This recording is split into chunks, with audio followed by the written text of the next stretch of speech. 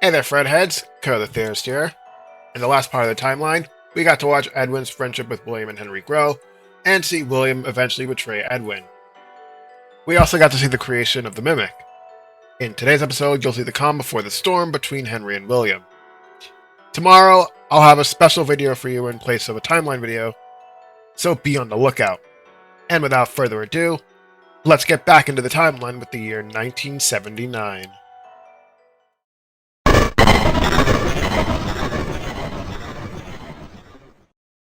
In 1979, Fazbear Entertainment sends a technician named Arnold to Murray's Costume Manor to retrieve company property. Dispatch orders him to find, shut down, and retrieve the Mimic, as well as the schematics for the Fredbear, Freddy, Bonnie, Chica, and Foxy animatronics. Upon encountering the Mimic several times in various costumes, Arnold's mission slowly shifts from retrieval to survival and escape. He finds his way down to the more hidden areas of the manor, where he would meet Fiona, the original Mimic 1 program created by Edwin that mimics the deceased Fiona and wants to fix the Mimic endoskeleton, referred to as M2. She leads Arnold to Edwin's high-clearance areas of the manor, and it's there that he finds out that Edwin is dead, only to end up being attacked and chased out of the manor by M2.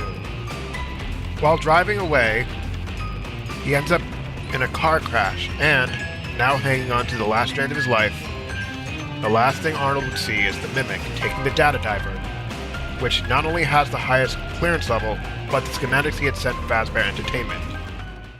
By this point, Fredbear's Family Diner was a huge success. In a news interview, one parent would comment that their 1-year-old son Gabriel loves this place and wants to go back there for his birthday every single year. Business was booming so quickly that Henry and William decided it was time for their big moment, opening up Freddy Fazbear's Pizza.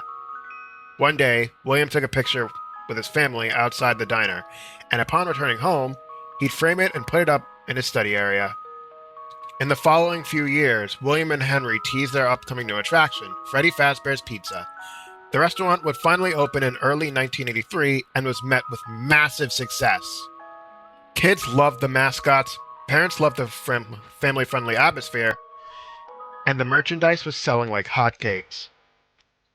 However, Henry had never forgotten his career at Robotics Corp. And even worse, he hadn't forgotten about the puppeteer. He hadn't forgotten the kind of psychopath the puppeteer had turned out to be, and because of that, he wanted to protect his daughter Charlie from people like that at all costs.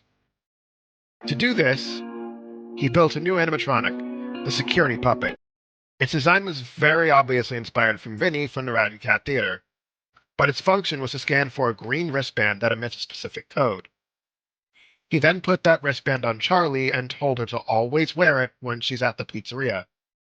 Surely nothing could happen to her now, right? William tossed and turned at night, unable to sleep.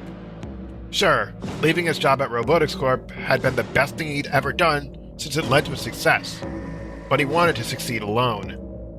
He needed to get Henry out of the picture, but it just wasn't that simple. You couldn't just kill Henry. Between the blood and the other factors, he'd immediately be the prime suspect. But then he remembered something from his favorite movie, Psychopath. The killer in that movie killed the main protagonist's child. The only problem was the puppet.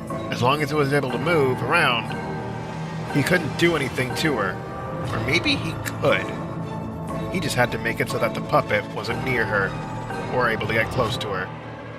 For the rest of the night, William didn't sleep, instead choosing to brandish and clean his knife while he formulated a plan.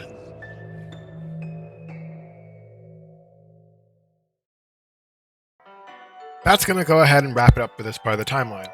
I feel bad for what's coming up in the next part, but there will have to be a bit of a wait. I will have a video recorded for you all for tomorrow, though, so be on the lookout. See you then.